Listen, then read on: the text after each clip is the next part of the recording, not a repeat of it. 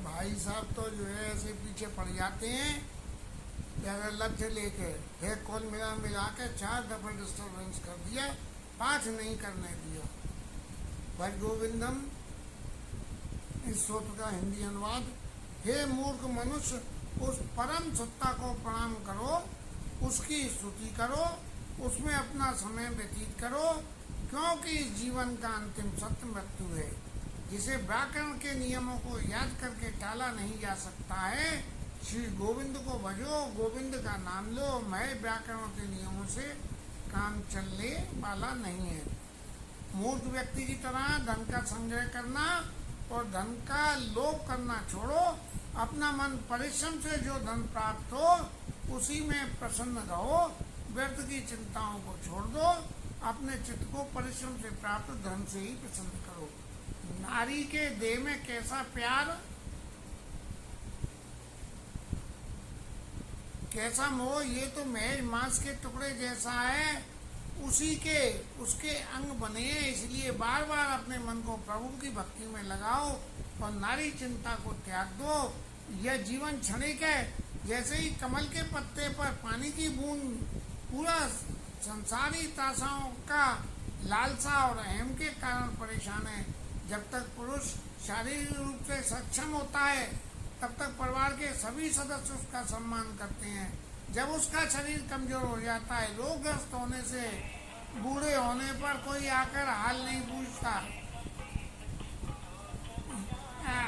जब तक जीवन में परिवार सदस्य उसकी बात नहीं करते हैं, याद करते हैं, लेकिन जब प्राण निकल जाते हैं तो उसकी पत्नी भी उसको सबको देखकर डर का अनुभव करती है। बचपन में हम खेलने के प्रति आकर्षित रहते हैं, जवानी में किसी औरत का प्रेम हो जाता है और बुढ़ापे में हर बात की चिंता होती है, लेकिन कोई भी किसी क्षण में ईश्वर को याद करने की हिम्मत नहीं उठाता। तुम्हारी कौन पत्नी है, कौन पुत्र है, यह बड़े ही आश्चर्य की बात है। तुम कौन हो, कहाँ से आए हो, इस बारे में बार बार सोचो, इस पर विचार करो। तुम्हारा कोई नहीं है। जब कोई व्यक्ति सच्चे संत जन के संपर्क में आता है तो उसकी सांसारिकता से मोह छूटने लगता है और जब ज्ञान की प्राप्ति की ओर अग्रसर होने लगता है। सच्चे ज्ञान की प्राप्ति तभी होती है जब कोई संत जन की शरण में आ जाए। जब संत जन की शरण मिलती है तो ज्ञान की प्राप्ति होती है, जो हमें अनुभव करवाता है कि ईश्वर परम सत्य है। जवानी के बगैर कामना, झील वगैरह बिना पानी, रिश्तेदार बिना संपदा के कोई महत्व नहीं रखते। इसी समानता से संसार के सभी भौतिक सत्य परम सत्य के ज्ञान के बिना अधूरे अर्थहीन है। जब सत्य का उद्घाटन होता है तब सभी विषयों का ज्ञान होने लग जाता है। धन संपदा के पीछे अंधे होकर मत भागो। धन और शक्ति और जवानी ये समय के झोंके के साथ ढा लिए जाएंगे। यह संसार सब माया की परछाई है, इसलिए परम सत्य पहचानो।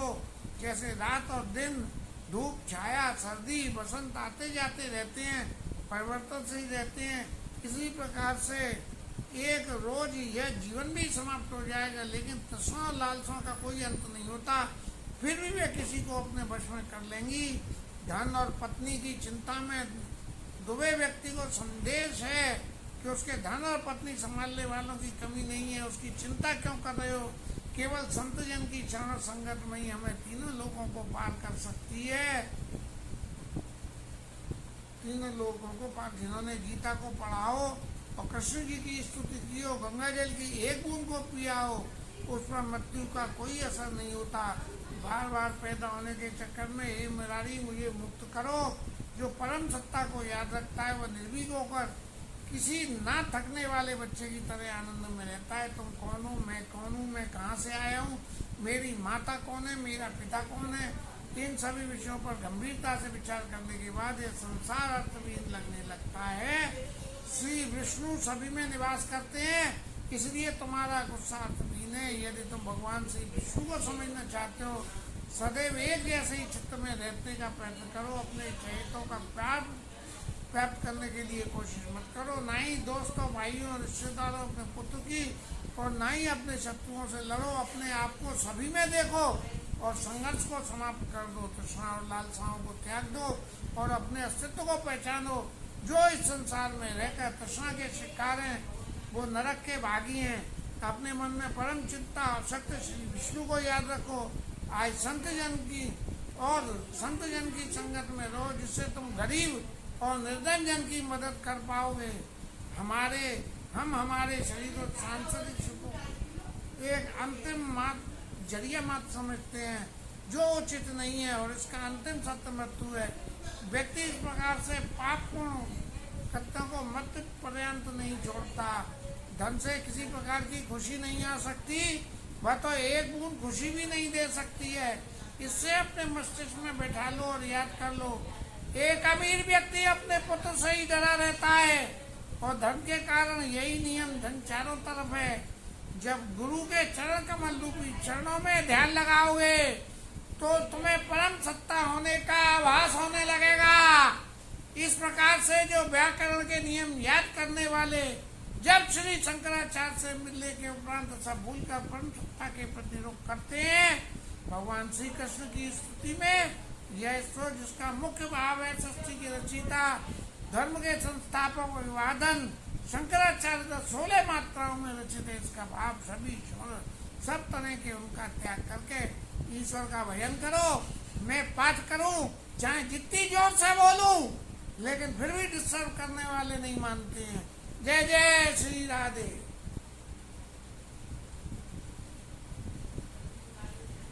जय जय श्री राधे।